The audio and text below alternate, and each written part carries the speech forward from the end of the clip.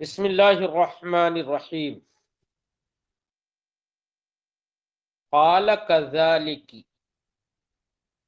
قال ربك هو علي هين ولنجعله آية للناس ورحمة منا وكان أمرا مقضيا إلى آخر۔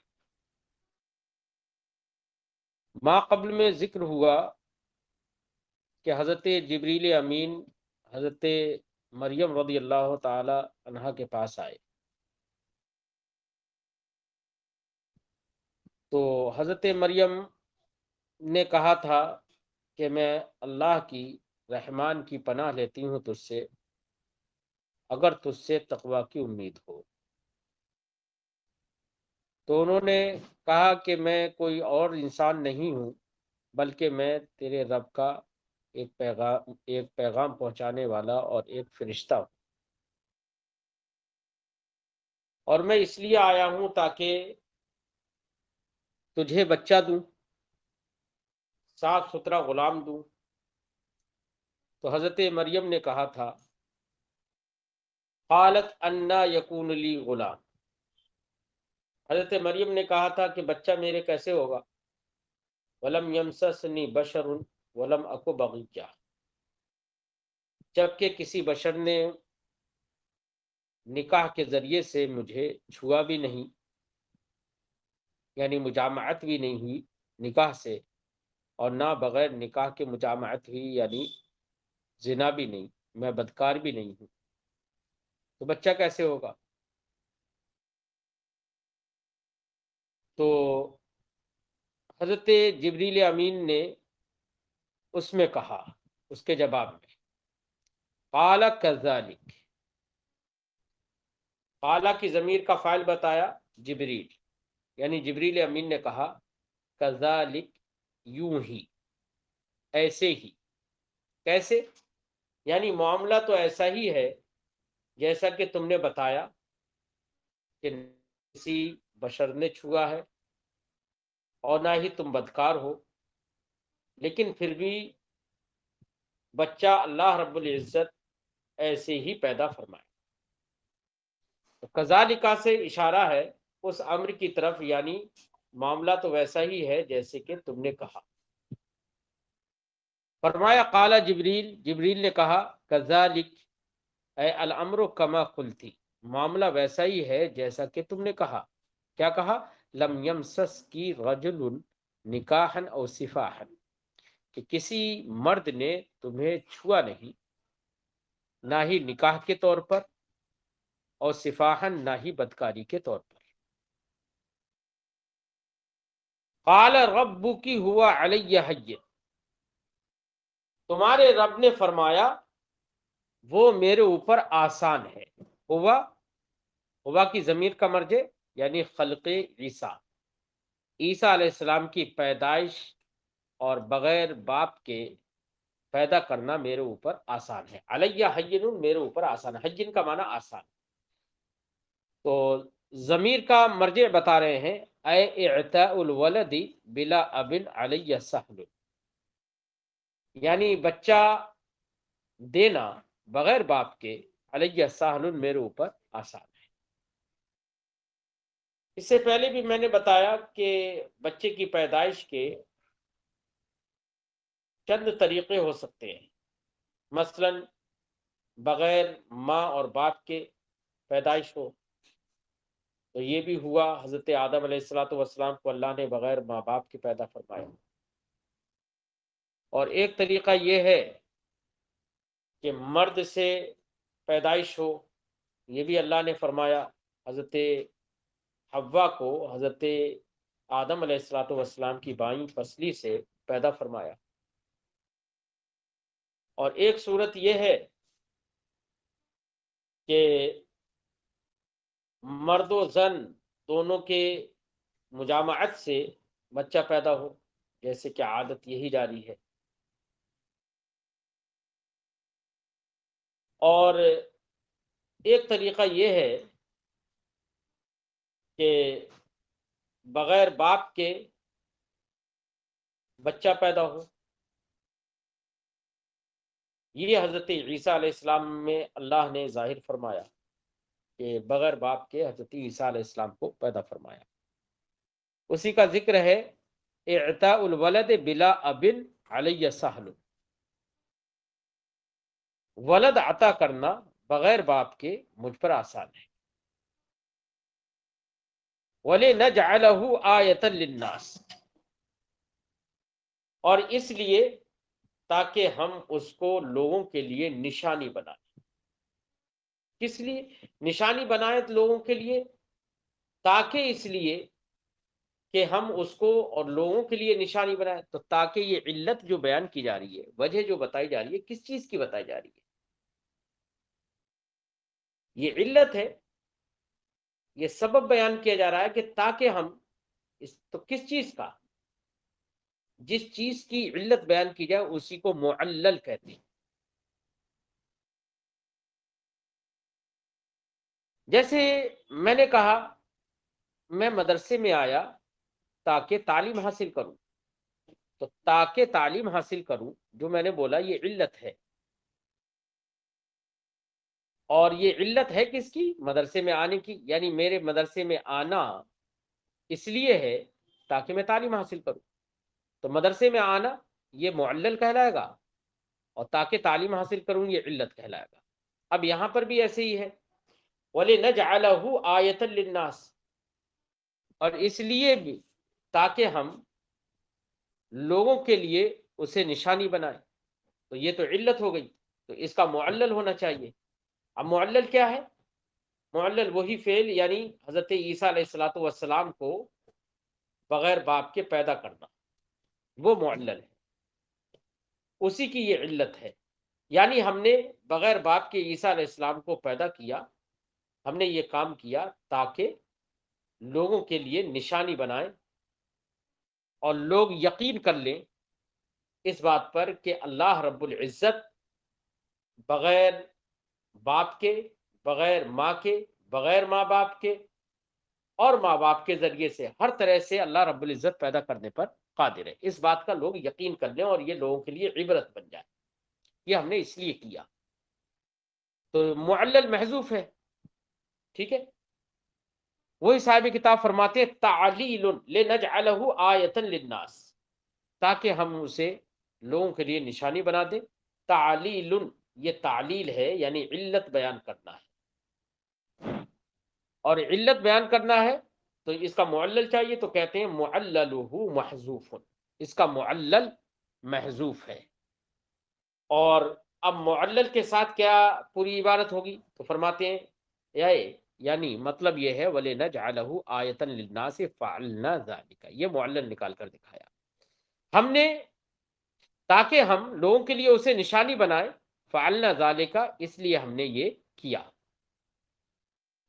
او ہوا معطوف علی تعلیل المضمر، ایک اور صورت بتا رہے ہیں کہ لِنَجْعَلَهُ آیَةً، یہ بھی تعلیل ہے اور یہ معطوف ہو ایک دوسری تعلیل پر، اور دونوں تعلیل کا معلل وہی ہو جو کہ ہم نے ذکر کیا فعلنا ذالک، یعنی یہ بھی تعلیل ہے اور یہ معطوف ہے دوسری تعلیل پر، وہ دوسری تعلیل جو ہے وہ محذوف ہے، وہ کیا ہے، وہ کیسے نکلے گی؟ تو اس کو نکال کر دکھا رہے ہیں، فرماتے ہیں او ہوا معطوف علی تعلیل مضمر، یا یہ کہ یہ معطوف ہے تعلیل مضمر پر یعنی محذوف ایک تعلیل پر، اور اب عبارت ایسے ہوگی لنبین بہ قدرتنا، تاکہ ہم اس کے ذریعے سے اپنی قدرت کو واضح کریں، تو لنبین بہ قدرتنا یہ ایک تعلیل ہو گئی، مطلب یہ ہوا کہ ہم نے عیسیٰ علیہ السلام کو بغیر باپ کے پیدا کیا تاکہ یہ بغیر باپ کے پیدا کرنے کے ذریعے سے ہم اپنی قدرت کا اظہار کریں، تو یہ بھی ایک تعلیل ہو گئی، اور دوسری تعلیل وَلِنَجْعَلَهُ آیَةً لِلنَّاسِ، اور تاکہ ہم اس کو لوگوں کے لیے نشانی اور عبرت بنا دیں اور اپنی قدرت پر واضح دلیل بنا دیں۔ تو دونوں تعلیلیں ہیں، لیکن لِنَجْعَلَهُ آیَةً لِلنَّاسِ یہ تعلیل ذکر کر دی گئی، اور اس کا عطف دوسری تعلیل پر ہے، وہ دوسری تعلیل کیا ہے؟ لِنُبَيِّنَ بِهِ قدرتنا، اور وہ مضمر ہے، تو اس تعلیل کا دوسری تعلیل پر عطف ہے، اور دونوں تعلیلیں تعلیلوں کا معلل جو ہے وہ محذوف ہے، وہی فعلنا ذالک، ٹھیک ہے۔ فرماتے ہیں وہ معطوف علی تعلیل المضمر، یا یہ معطوف ہے تعلیل مضمر پر، یعنی لنبین به قدرتا ولنجعلہ آیتا للناس۔ اب آیتن کا معنی بتا رہے ہیں، اے عبرتن و برہانا، کہ ہم لوگوں کے لیے اسے نشانی بنا دیں، یعنی عبرت بنا دیں، وہ برہانن اور مضبوط دلیل بنا دیں، علی قدرتنا اپنی قدرت پر، یعنی لوگوں کو یقین ہو جائے اس کو دیکھ کر کہ اللہ رب العزت ہر طرح سے پیدا کرنے پر قادر ہے، جو بھی طریقے ہیں پیدائش کے ان سارے طریقوں پر وہ قادر ہے۔ وَرَحْمَةً مِنَّا، تاکہ ہم لوگوں کے لیے اسے نشانی بنا دیں، وَرَحْمَةً مِنَّا، اور ہماری طرف سے وہ رحمت ہوں۔ کون رحمت ہوں؟ حضرت عیسیٰ علیہ السلام کی پیدائش، یا حضرت عیسیٰ علیہ السلام رحمت ہوں۔ کس کے لیے رحمت، کس کے لیے ہوں گے؟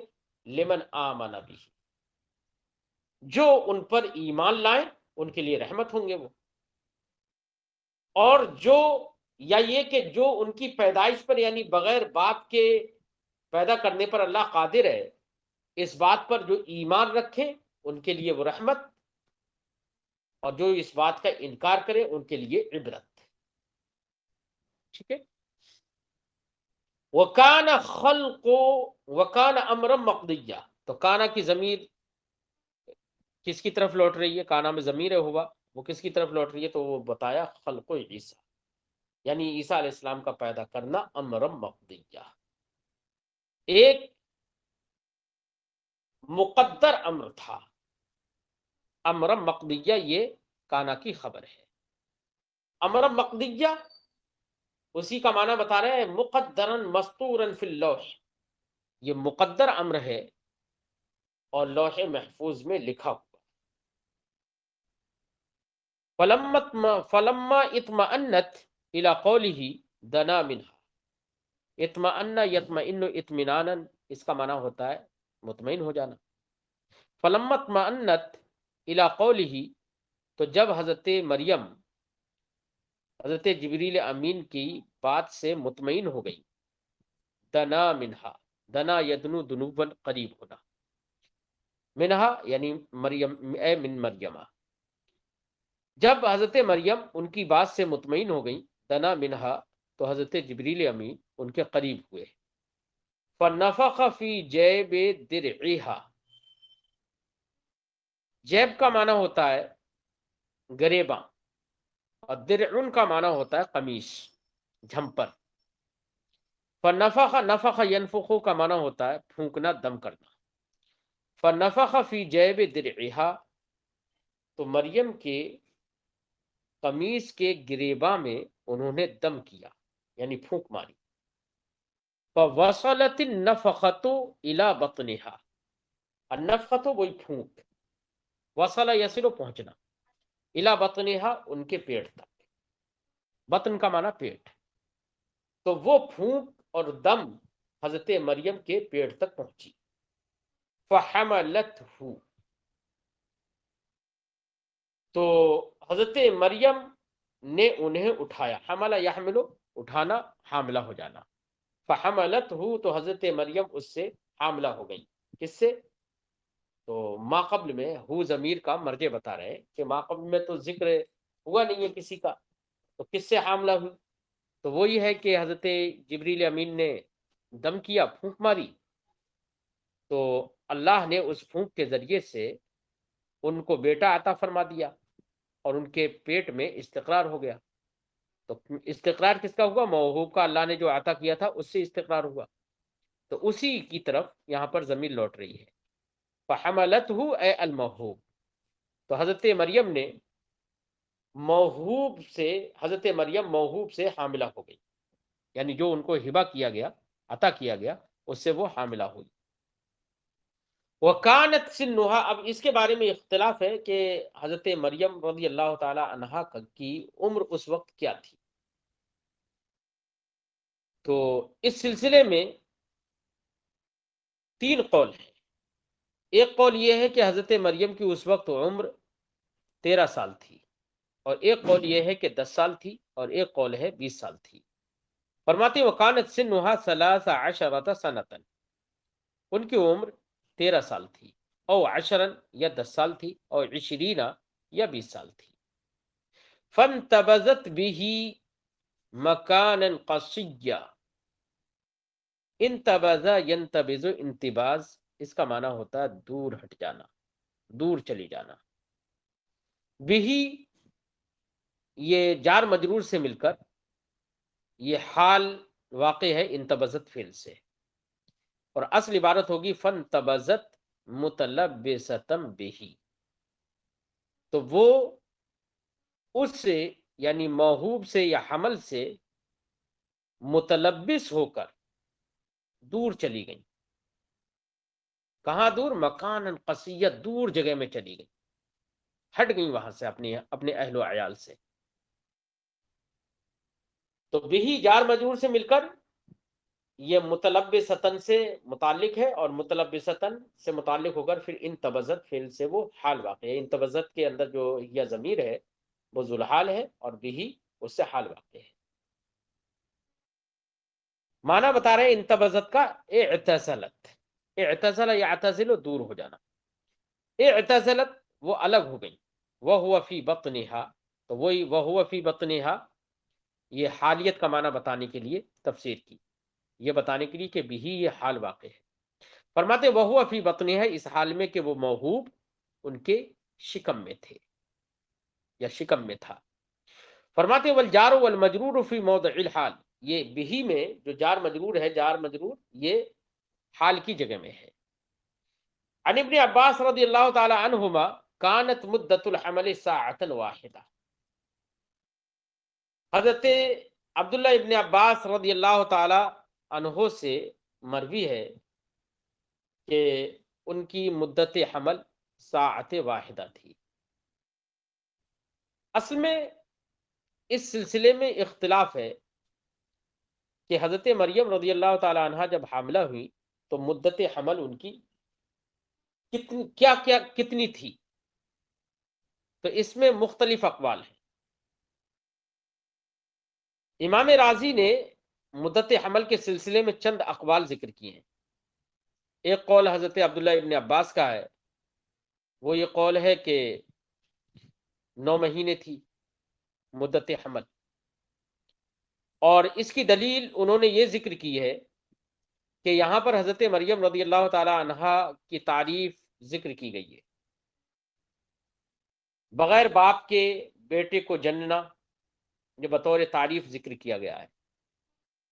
تو دیگر عورتوں کی عادت 9 مہینے کی ہوتی ہے، اگر اس سے الگ عادت ہوتی تو مقام مدح میں ضرور اس کا ذکر ہوتا، لیکن الگ سے ذکر نہیں ہے، تو اس کا مطلب یہ ہے کہ 9 مہینے ہی مدت حمل تھی۔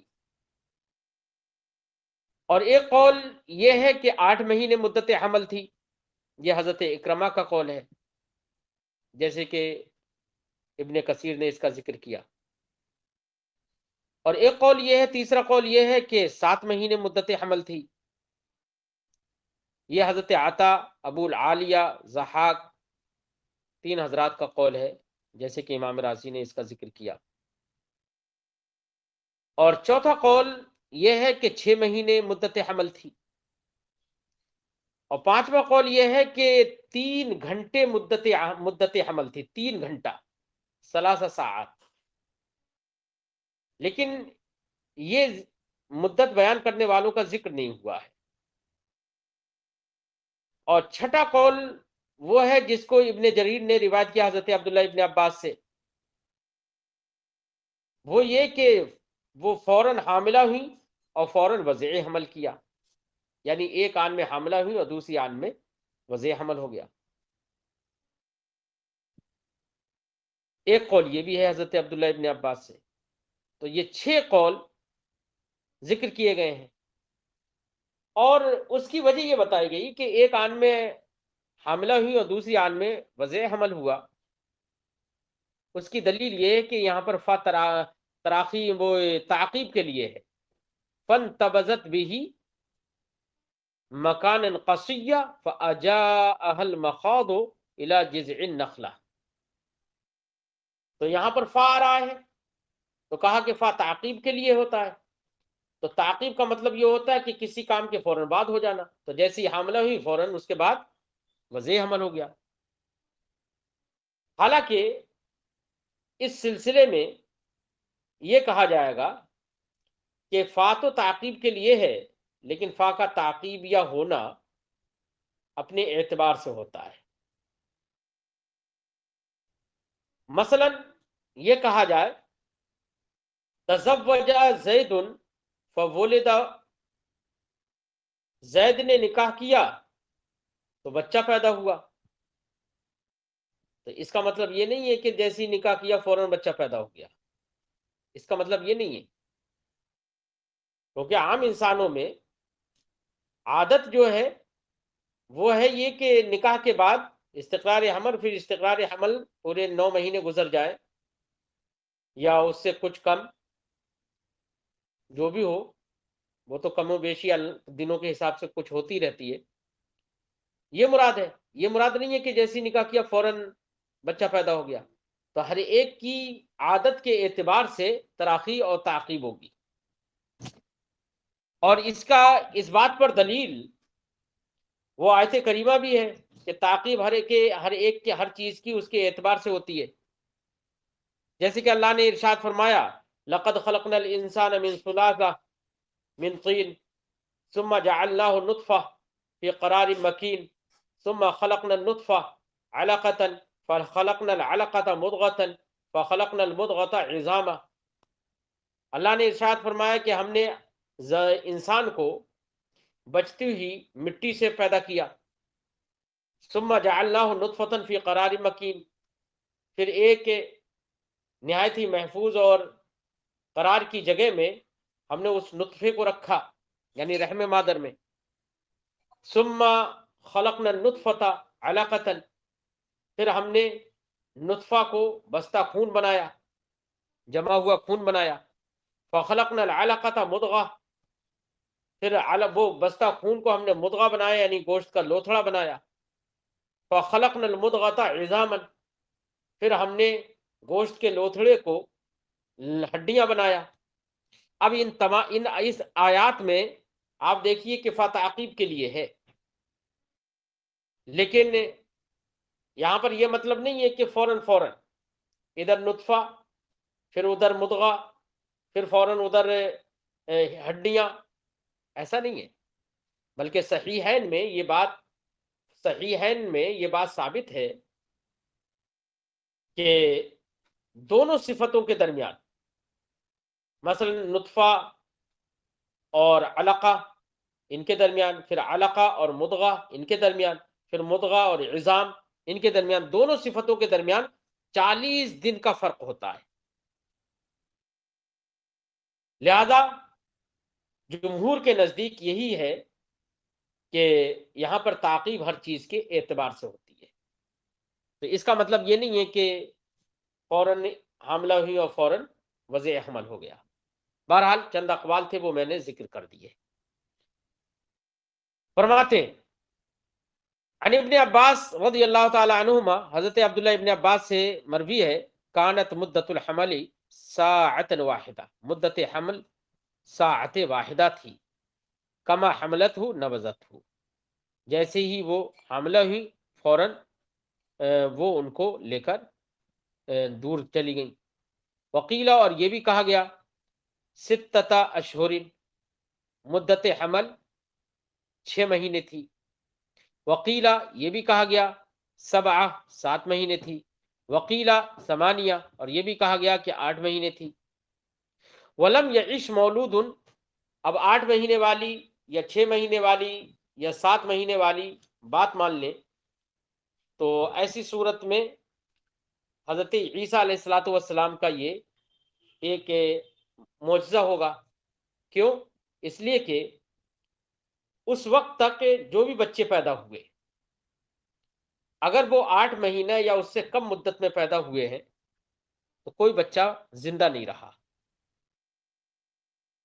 تو فرماتے ہیں لیکن یہ حضرت عیسیٰ علیہ الصلوۃ والسلام زندہ رہے، اس سے معلوم ہوا کہ یہ پھر اگر یہ والی مدت مان لی جائے تو ایسی صورت میں یہ حضرت عیسیٰ علیہ السلام کا معجزہ ہوگا۔ وہی فرماتے ہیں ولم یعش مولود وضع لثمانیۃ الا عیسیٰ، کوئی بھی پیدا ہونے والا بچہ زندہ نہ رہا، عاش یعیش زندہ ہونا، لم یعش زندہ نہ رہا، وضع لثمانیہ جو 8 مہینے میں پیدا ہوا، الا عیسیٰ سوائے عیسیٰ علیہ السلام کے۔ وقیلا اور ایک قول یہ ہے حملتہ فی ساعۃ ووضعتہ فی ساعۃ، کہ حضرت مریم نے موہوب کو ایک ساعت میں اٹھایا، یعنی حاملہ ہوئی اس سے، ووضعتہ فی ساعۃ اور دوسری ساعت میں اس کو جنا۔ چند اقوال تھے ذکر ہو گئے۔ مکانا قصیا، قصیا بمعنی بعیدا، قصا یقصو سے، مکان قصیا بعیدا من اہلها، یعنی ایسی جگہ میں وہ چلی ہٹ گئی، بعیدا من اہلها جو ان کے گھر والوں سے دور تھا، وراء الجبل پہاڑ کے پیچھے، وذلك لانها لما احست بالحمل ہربت من قومها مخافة لائمہ، وہ اس وجہ سے کہ جب حضرت مریم نے حمل کا احساس کیا، ہربت من قومها تو اپنی قوم سے وہ بھاگی، مخافة لائمہ ملامت گر عورتوں کی ملامت کے خوف سے۔ قول یہ ہے کہ حضرت مریم جس جگہ میں دور چلی گئی تھی وہ بیت لحم تھا، یعنی ایک بستی تھی جو بیت المقدس سے 3 میل کی دوری پر تھی، اس بستی میں اسی بستی کو بیت لحم کہا جاتا ہے، وہاں پر وہ چلی گئی۔ فَأَجَاءَهَا الْمَخَاضُ إِلَى جِذْعِ النَّخْلَةِ، اجا ایک ہوتا ہے جاء یجیء آنا، اور بابی فعل میں اسی کو لے جائیں تو اجاء اس کا معنی ہوتا ہے لانا، یعنی متعدی ہو جائے گا۔ تو متعدی ہونے کو ہی صاحب تفسیر نے فرمایا فَأَجَاءَهَا اے جاء بِهَا، کیونکہ لازم کا صلہ اگر با لے آئے تو وہ بھی متعدی ہو جاتا ہے، تو وہی متعدی ہونے کو بتایا کہ بابی فعل میں جا کر یہ متعدی ہو گیا، فَأَجَاءَهَا اے جاء بِهَا۔ المخاض کہتے ہیں درد ذہ کو، ولادت کے وقت جو پیٹ میں درد اٹھتا ہے تو اس کو درد ذہ کہتے ہیں، اسی کو عربی میں المخاض کہتے ہیں۔ مانا ہوگا فَأَجَاءَهَا الْمَخَاضُ إِلَى جِذْعِ النَّخْلَةِ، تو حضرت مریم کو درد ذہ لے آیا، إِلَى جِذْعِ النَّخْلَةِ کھجور کی جڑ کی طرف، یعنی کھجور کے درخت کی جڑ کی طرف، تنے کی طرف۔ صاحب تفسیر نے اجاء کی ایک تفسیر کی ہے جاء بہا، یعنی ان کو لے آیا، وہی متعدی ہونے کو بتایا۔ وقیلا اور ایک دوسرا قول کیا گیا، ایک اس میں قول یہ ہے کہ جاء یجیء جب مجرد میں ہے تو اس کا معنی آنا ہوتا ہے، لیکن باب افعال میں جب چلا جائے تو اس کا معنی بدل جاتا ہے، وہ یہ کہ اب اس کا معنی باب افعال میں جا کر اس کا معنی ہوتا ہے مجبور کرنا، تو الجاء یلجئ الجاء کے معنی میں ہو جائے گا یہ، یعنی مجبور کرنے کے معنی میں، تو معنی ہوگا فَأَجَاءَهَا الْمَخَاضُ إِلَى جِذْعِ النَّخْلَةِ، درد ذہ نے انہیں مجبور کیا کھجور کے تنے کی طرف جانے پر، یہ معنی ہو جائے گا۔ وہی صاحب تفسیر فرماتے وقیلا اور یہ کہا گیا ہے الجاءہا، اجاءہا کا معنی ہے الجاءہا، یعنی درد ذہ نے انہیں مجبور کیا۔ وہو منقول من جاء، یہ منقول ہے جاء سے، الا ان استعمال ہو، یعنی جاء ہی سے ہے لیکن باب افعال میں پہنچ کر اس کا استعمال بدل گیا۔ وہی فرماتے ہیں الا ان استعمالہ قد تغیر بعد النقل الى معنی الالجاء، مگر یہ کہ اس کا استعمال قد تغیر بدل گیا بعد النقل نقل کے بعد، الى معنی الالجاء معنی الجاء کی طرف، یعنی الجاء کا معنی میں اب یہ ہو گیا نقل کے بعد، باب افعال میں جب پہنچا تو الجاء کے معنی میں ہو گیا، یعنی مجبور کرنے کے معنی میں۔ اب اس کی تائید میں ایک بات ذکر کر رہے ہیں کہ الجاء کے معنی میں یہ ہو گیا باب افعال میں پہنچ کر، تو اس کی تائید میں پیش کر رہے ہیں الا تراک لا تقول جئت المکان واجانیہ زید، کیا تم نہیں دیکھتے کہ تم نہیں کہتے ہو جئت المکانہ، کہ میں مکان میں آیا، جگہ میں آیا، وہ اجانی ہو زیتن. اب جب تم مکان میں آ گئے تو باب افعال میں لے جا کر اب کہو اجانی ہو زیدن، اس مکان میں زید مجھے لے کر آیا. جب پہنچ گئے تو پھر زید کیوں لے کر آیا؟ یہ تو معنی ہوگا نہیں. تو اب یہاں پر اجانی ہو زیدن کا معنی ہوگا زید نے اس گھر میں جانے پر مجھے مجبور کیا، یہ معنی ہوگا باب افعال میں جا کر. وہی فرماتے ہیں اللہ تعالیٰ کا کیا تمہیں نظر نہیں آتا، لا تقول تم نہیں کہتے ہو قد جئت المکان و اجانی ہو زید، میں مکان میں آیا اور زید مجھے اس میں لے کر آیا. یہ معنی نہیں ہوگا، یہ تم نہیں کہتے ہو، بلکہ معنی کیا ہوگا کہ زید نے اس میں جانے پر مجھے مجبور کیا. تو مجبور کرنے کے معنی میں ہو جائے. المخاض یہ اجاء کا فاعل ہے. تو اب کسے کہتے ہیں المخاض؟ کہتے ہیں وجع الولادہ، ولادت کا درد، یعنی درد ذہ. الی جذع النخلہ، کھجور کے تنے کی طرف. جذع تنا اور جڑ کو کہتے ہیں. وہی فرماتے ہیں الی جذع النخلہ اصلھا، اے اصل نخلہ. وکانت یابستن، ایک درخت تھا کھجور کا.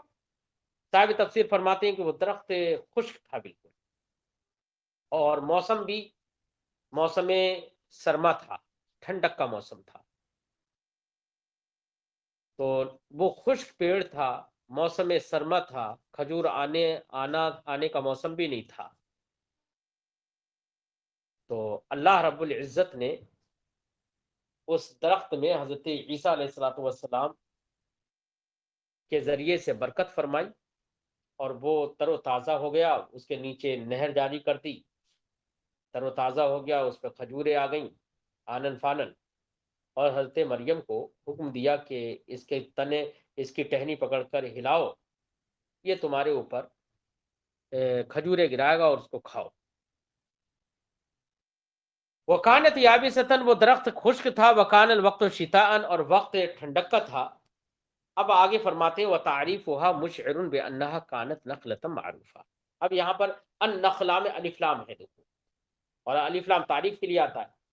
تو ایک تو یہ ہے کہ الف لام یہاں پر تعریف کے لیے ہو، تعریف عہد کے لیے ہو، تو اس کا مطلب یہ ہوا کہ کوئی متعین درخت تھا، کوئی مشہور و معروف اور متعین درخت تھا. تو اگر متعین و معروف درخت مراد ہو تو یہاں پر الف لام عہد کے لیے ہو جائے گا، عہد خارجی کے لیے. اور یہ بھی ممکن ہے کہ یہاں پر الف لام تعریف جنس کے لیے ہو.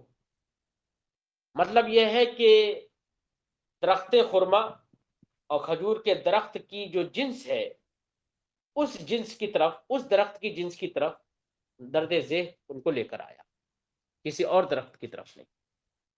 تو یہ معنی ہو جائے گا. فرماتے ہیں وتعریفها مشعر بانها كانت نخلة معروفہ. اس کا معرفہ ہونا، یعنی النخلا کا معرفہ ہونا، یہ مشعر ہے، اشارہ کر رہا ہے اس بات کی طرف کہ بانها كانت نخلة معروفہ، کہ وہ مشہور و معروف اور متعین درخت تھا. یہ تو اس صورت میں ہے جبکہ تعریف عہد کے لیے ہو. وجاز ان یکون التعریف للجنس، اور یہ بھی ممکن ہے کہ تعریف یہاں جنس کے لیے ہو. تو اب جنس کے لیے ہوگا تو کیا معنی ہوگا؟ اے جذع هذه الشجرہ، یعنی اسی درخت کے، اس درخت کے یعنی درخت خرما کے جذع اور اصل اور اس کے تنے کی طرف، یہ معنی ہوگا. درخت خرما کے علاوہ کسی اور درخت کی طرف نہیں، یہ تعریف ہوگی. کانہ تعالی ارشدہا الی النخلہ. اب یہ کہا جائے گا کہ اللہ تعالیٰ نے ان کی رہنمائی فرمائی، حضرت مریم کی رہنمائی فرمائی الی النخلہ، کھجور کے درخت کی طرف. کیوں؟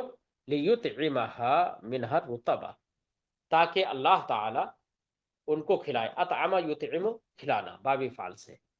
لیطعمها، تاکہ اللہ تعالیٰ انہیں کھلائے، حضرت مریم کو کھلائے، منہا، اس درخت سے، الرطبہ، تر و تازہ کھجور. لأنہ خرست النفس، کیونکہ تر و تازہ کھجورے یا خرما یہ نفاس والی عورتوں کی خوراک ہے. خرسہ کا معنی خوراک، اے طعامها، ان کا کھانا ہے، ان کی خوراک ہے. تو اس آیت کریمہ سے یہ معلوم ہوا کہ ولادت کا جو وقت ہے وہ عورت کے لیے کمزوری کا وقت ہے. ایسے وقت میں کمزوری کو دور کرنے کے لیے اور جسم کے اندر وٹامنس اور آئرن وغیرہ کی جو کمی ہوتی ہے اس کو دور کرنے کے لیے کھجور یہ بہترین غذا ہے۔ آئرن اور وٹامنس کی کمی کو دور کرنے کے لیے کھجور کو کھانا چاہیے، اور جب ایسی حالت جو کمزوری کی حالت ہوتی ہے عورت کے لیے، ایسے وقت میں کھجور کو اس کے لیے غذا قرار دیا گیا، بنایا گیا۔ تو اب اگر یہ حالت نہ بھی ہو اور وٹامنس یا آئرن وغیرہ کی کمی ہو تو اس میں بھی کھجور کا استعمال کرنا چاہیے، جیسے کہ احادیث طیبہ میں کھجور کی اہمیت اور اس کی فضیلت کو آپ نے پڑھا بھی ہے۔ اب ہمارے یہاں پر ہریرا وغیرہ طرح طرح کی جو ڈرائی فروٹ ہوتے ہیں ان کو مکس کر کے اور بنا لیا جاتا ہے، وہ بھی اچھی چیز ہے، بری چیز نہیں ہے، لیکن کھجور کا استعمال کرنا چاہیے۔ ثم قالت یا لیتنی مت قبل هذا، قالت یا لیتنی مت قبل هذا، حضرت مریم نے کہا اے کاش میں اس سے پہلے مر گئی ہوتی۔ یہ حضرت مریم نے کیوں کہا؟ جزعا مما اصاب، اس سے ڈرتے ہوئے جو ان کو تکلیف پہنچی، یعنی حاملہ ہوئی، وضع حمل ہوا، تو یہ اس پورے معاملے میں تکالیف ہیں، پھر لوگ کیا کہیں گے، وہ ساری چیزیں، ان تمام چیزوں سے جو جن چیزوں سے ان کا جو چیزیں ان کے درپیش تھیں، جن سے وہ دوچار ہوئی، ان تمام چیزوں سے ڈرتے ہوئے انہوں نے یہ بات کہی، یا لیتنی مت قبل ھذا، اے کاش کہ میں اس سے پہلے مر گئی ہوتی۔ اس سے پہلے اے قبل ھذا اليوم، آج سے پہلے ہی، یعنی یہ واقعہ پیش آنے سے پہلے ہی میں مر گئی ہوتی تاکہ یہ واقعہ ہی پیش نہ آتا اور یہ مصائب و آلام اور ان تکالیف کا سامنا نہ کرنا پڑتا۔ متو اور متو دو قراتیں ہیں اس میں، میم کے کسرے کے ساتھ اور میم کے ضمے کے ساتھ۔ میم کے کسرے کے ساتھ تو ماتا یا ماتو، جیسے خافا یا خافو، باب سمیا سے، خافا یا خافو سے خفتو متکلم کا صیغہ ہوتا ہے، ایسی ماتا یا ماتو سے متو متکلم کا صیغہ ہوگا۔ تو جنہوں نے اس کو سمیا سے پڑھا انہوں نے اس کو متو پڑھا، یہ قرات ہے، اور جنہوں نے ماتا یموتو نصرا سے پڑھا تو انہوں نے ناما ینومو کی طرح، قالا یقولو کی طرح، قلتو کی طرح متو کہا۔ تو یہ دو قرات ہیں۔ فرماتے ہیں متو میم کے کسرے کے ساتھ مدنی و کوفی، مدنی قرات ہے اور کوفی قرات ہے، یعنی نافع مدنی کی قرات ہے، حمزہ کوفی، عاصم کوفی، علی کسائی، ان حضرات کی قرات ہے۔ ہاں ابو بکر کے سوا، ابو بکر بھی کوفی ہیں لیکن ان کے سوا یہ قرات ہے متو کسرے کے ساتھ۔ وغیرہم، اور ان قرہ کے علاوہ، کوفی اور مدنی کے علاوہ دیگر قرہ بالضم، ضم کے ساتھ پڑھتے ہیں، یعنی متو۔ یقال، کہا جاتا ہے ماتا یموتو و ماتا یماتو، وہی بتایا کہ جنہوں نے متو میم کے ضمے کے ساتھ پڑھا انہوں نے ماتا یموتو نصرا سے پڑھا اسے، اور جنہوں نے کسرے کے ساتھ پڑھا متو انہوں نے ماتا یماتو باب سمیا سے پڑھا۔ وَكُنْتُ نَسْيًا مَنْسِيًّا، اور میں بھولی بسری ہو جاتی، بھولی بسری ہو جاتی۔ نسیم منسیہ کی تفسیر کر رہے ہیں، شیئم متروکن لا یعرف ولا یذکر۔ نسیم منسیہ ایسی چیز ہوتی ہے، اس چیز کو کہتے ہیں متروکن جس کو چھوڑ دیا جاتا ہے، لا یعرف نہ ہی اس کو جانا جاتا ہے، ولا یذکر نہ ہی اس کا ذکر کیا جاتا ہے۔ نسیم منسیہ، نسین کے اندر بھی دو قراتیں ہیں، ایک نسین اور ایک نسین، نون کے کسرے کے ساتھ۔ فرماتے بے فتح نون، نون کے فتح کے ساتھ، یعنی نسین، حمزہ، حفص، ان حضرات کی قرات ہے. اور بالکسر اور کسرے کے ساتھ نسین غیرہما ان دونوں کے علاوہ کی قرات ہے. وہ معناہما چاہے نسین ہو یا نسین ہو دونوں کا مطلب واحد ایک ہی ہے یعنی بھولی بسری. اور بھولی بسری ہم تو اردو میں ترجمہ کر رہے ہیں، صاحب کی تفسیر اس کا ذکر کر رہے ہیں کہ هو الشیء الذی حقه ان یطرح وینسى لحقارته. نسیہ منسیہ وہ چیز ہوگی الذی حقه جس کا حق یہ ہو ان یطرح کہ اس کو پھینک دیا جائے، ڈال دیا جائے، وینسى اور اس کو بھلا دیا جائے لحقارته اس کی حقارت کی وجہ سے. تو کسی چیز کو حقارت کی وجہ سے ڈال دیا جائے اور اسے بھلا دیا جائے اس کو کہتے ہیں نسین منسین، نسین یا نسین. فناداها من تحتها تو انہوں نے ان کو ندا کی من تحتها اس کے نیچے سے. اب یہاں پر من تحتها اور من تحتها دو قراتیں ہیں. اگر من پڑھے تو یہ خود نادا کا فاعل ہو جائے گا، تو مانا ہوگا فناداہا تو ان کو ندا کی من اس نے من تحتها من تحتها پھر من تحتها پڑھیں گے، ٹھیک ہے، تاکہ فتح کے ساتھ من تحتها اس نے اس کو ندا کی جو اس کے نیچے ہے. اور ایک قرات یہاں پر جو مشہور قرات ہے وہ من تحتها ہے. تو اب من تحتها اگر پڑھیں گے تو اب تحت تا کے کسرے کے ساتھ پڑھیں گے من کی وجہ سے، من تحتها اس کے نیچے سے ندا کی. اب ندا کس نے کی؟ اب یہاں پر فاعل مذکور نہیں ہوگا، فاعل مضمر ہوگا، ٹھیک ہے. فرماتے من اے الذی تحتها تو من یہ نادا کا فاعل بن جائے گا جن کی قرات من ہے، تو مانا ہوگا کہ اس نے ندا کی اسے جو اس کے نیچے ہے.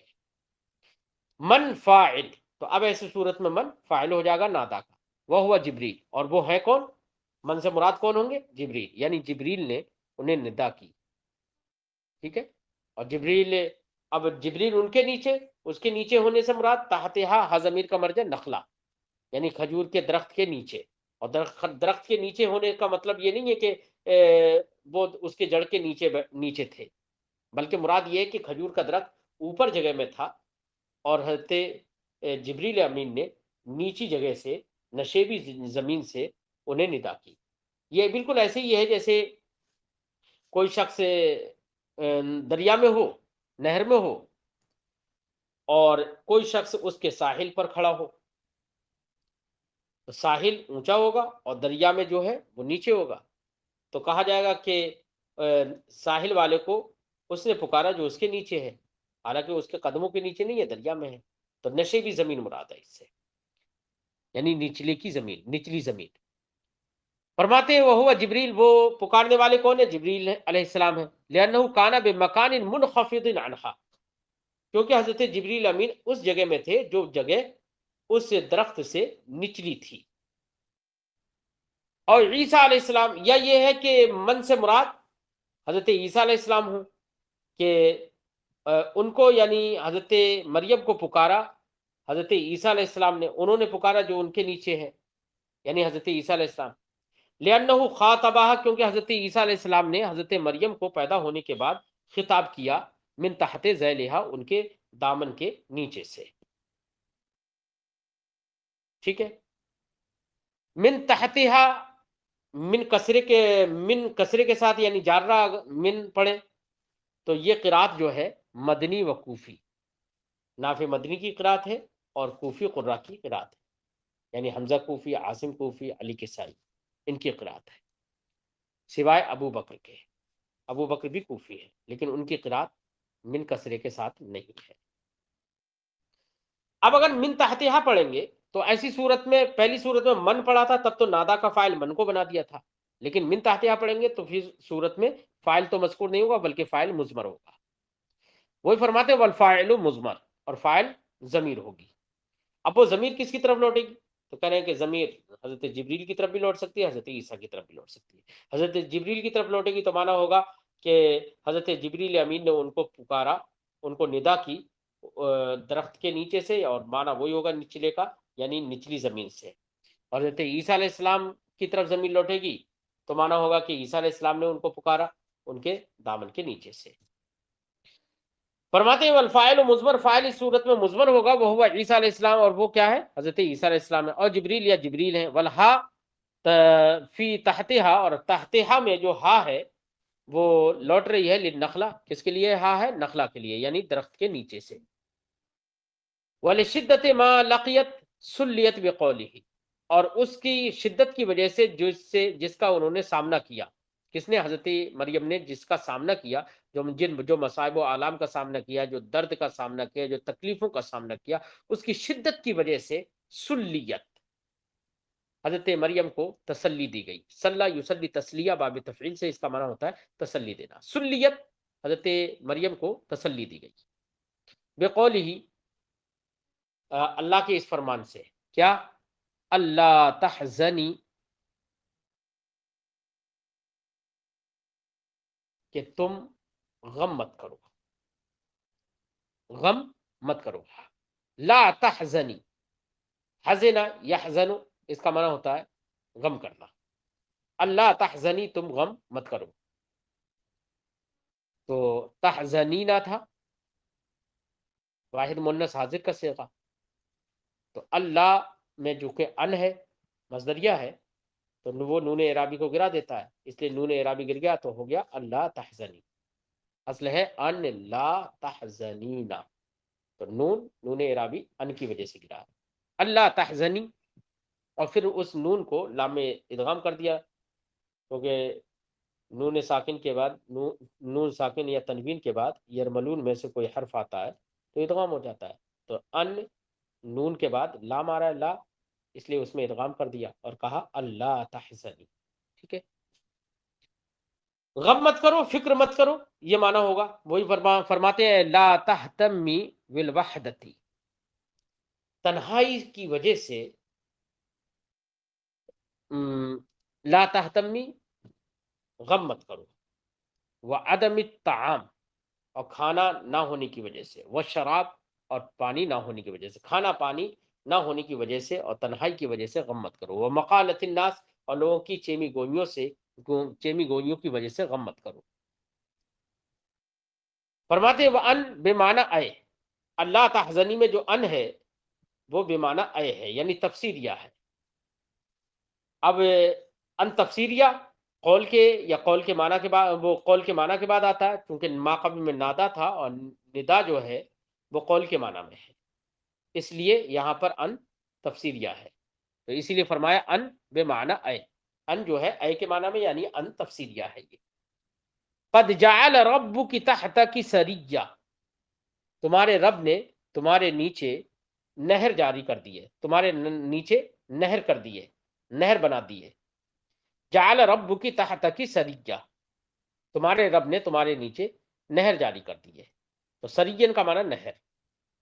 اب تحتک تمہارے نیچے، تو تمہارے نیچے سے مراد یہ نہیں ہے کہ قدموں کے نیچے ہی نہر جاری کر دی ہے، مراد یہ ہے کہ تمہارے قریب میں، نیچی جگہ میں، اے بے قرب کی، تمہارے قریب، اور تحت امری کی، یا کہ یہاں پر تحت کی سے یہاں پر مضاف محذوف ہے، اصل عبارت ہوگی تحت امری کی، تمہارے حکم کے تحت نہر جاری کر دی ہے۔ حکم کے تحت نہر جاری کرنے کا مطلب کہ اگر تم نہر کے جاری ہونے کو حکم دو گی تو وہ جاری ہو جائے گی، رکنے کا حکم دو گی تو رک جائے گی، ایسی نہر جاری کر دی ہے۔ تو دونوں معنی ہو سکتے ہیں، تحت کی کے بے قربی کی، تمہارے قریب میں نہر جاری کر دی ہے، اور تحت امر کی، یا تمہارے امر کے تحت نہر بنا دی ہے۔ ان امرت ہو، کہ حضرت مریم اگر اس کو حکم دیں گی ان یجریہ کہ وہ جاری ہو، جرا تو جاری ہو جائے گی، وہ ان امرت ہو ان یقفا، اور اگر اس کو حکم دیں گی کہ وہ رک جائے، وقفا تو وہ رک جائے گی۔ سریہ نہر، سریین کا معنی بتا رہے ہیں نہرن صغیرن عند الجمہور، جمہور کے نزدیک نہر صغیر کو کہتے ہیں، چھوٹی نہر، جو نالیاں ہوتی ہیں نا، بریاں ہوتی ہیں کھیتوں میں، چھوٹی چھوٹی نالیاں بنا دی جاتی ہیں تاکہ ہر کیاری میں پانی پہنچ جائے، تو اس کو جدول کہتے ہیں، ہے نا، تو اسی چھوٹی نہر کو سری کہتے ہیں۔ وہی فرماتے ہیں نہرن صغیرن عند الجمہور، جمہور کے نزدیک اس کا معنی نہر صغیر ہے۔ وسئل النبی صلی اللہ علیہ وسلم عن السری، نبی کریم صلی اللہ علیہ وسلم سے سری کے بارے میں سوال کیا گیا کہ سری کیا ہے، سرین میں جو سری ہے یہ سرین کیا ہے، سری کے بارے میں سوال ہوا، فقالا تو سرکار نے فرمایا هو الجدول، سری وہ جدول ہے، جدول کا معنی چھوٹی سی نالی یا چھوٹی سی نہر۔ وعن الحسن، حضرت حسن سے روایت ہے کہ سری بے معنی سید بھی ہوتا ہے، اور جب سید کے معنی میں ہوگا تو معنی ہوگا قد جعل رب کی تحت کی سریہ، تمہارے رب نے تمہارے تحت سردار بنا دیا ہے، یہ معنی ہو جائے گا۔ تو اب سردار سے مراد کیا ہے؟ سردار سے مراد یہاں پر حضرت عیسیٰ علیہ السلام، حضرت حسن سے یہ روایت ہے، لیکن یہ روایت جو ہے وہ مرجوع ان ہے، حضرت حسن نے اس سے رجوع کر لیا تھا، پھر اس معنی سے وہی نہر صغیر کے معنی کی طرف رجوع کر لیا تھا۔ صاحب تفسیر فرماتے کہ فقال الحسن، تو حضرت حسن نے کہا، وہ عن الحسن، حضرت حسن سے مروی ہے، سیدن کریمہ، سریین کا معنی سیدن کریمہ ہے، یعنی معزز سردار، مراد اس سے یعنی عیسیٰ علیہ السلام، مراد ان کی حضرت عیسیٰ علیہ السلام ہے اس سے۔ ورویہ، ایک روایت یہ ہے، اللہ خالد ابن صفوان کے حضرت خالد ابن صفوان نے قال لہو، حضرت حسن سے کہا، ان العرب تسمی جدول سرین، کہ عرب جدول کو سری کہتے ہیں، یعنی چھوٹی نہر کو سری کہتے ہیں۔ فقال الحسن، تو حضرت حسن نے کہا صدقت، تم نے سچ کہا۔ ورجع الی قولہ، اور اپنے قول سے انہی کے قول کی طرف، یعنی جدول والے جو قول ہے اسی قول کی طرف رجوع کر لیا۔ وقال ابن عباس رضی اللہ عنہما، ضرب عیسیٰ اور جبریل علیہ السلام بعقبہ الارض، اب اس کی وجہ بتا رہے ہیں کہ حضرت عبداللہ ابن عباس سے ایک روایت یہ ہے کہ یہ جو نہر جاری ہوئی تھی وہ اللہ تعالیٰ نے کس طرح سے جاری کی، اس کا سبب کیا بنا، تو ایک روایت ذکر کرتے ہیں، اس روایت سے یہ معلوم ہوتا ہے کہ حضرت جبریل امین نے اپنی ایڑی ماری زمین پر، یا حضرت عیسیٰ علیہ السلام نے ایڑی ماری تھی زمین پر، اور اس سے شیریں پانی کا چشمہ جاری ہو گیا، یہ روایت ذکر کر رہے ہیں۔ فرماتے وقالا ابن عباس، حضرت عبداللہ ابن عباس رضی اللہ تعالیٰ عنہما نے فرمایا، ضرب عیسیٰ اور جبریل علیہ السلام، عیسیٰ یا حضرت جبریل علیہ السلام نے مارا بعقبہ الارض، اپنی ایڑی کو زمین پر، عقب کا معنی ایڑی، فظہرت عین ماء عذب، عذب کا معنی ہوتا ہے شیریں، اور ماء کا معنی پانی، تو شیریں پانی کا چشمہ ظاہر ہوا، فجر النہر الیابس، پھر خشک نہر بہ اٹھی، چل پڑی، جاری ہو گئی، فخضرت النخلۃ، تو کھجور کا درخت ہرا بھرا ہو گیا، وَأَثْمَرَتْ، اور پھل لے آیا، وَأَيْنَعَتْ ثَمْرَتُهَا، أَيْنَعَ يُونِعُ، یہ بابی فعل سے اس کا معنی ہوتا ہے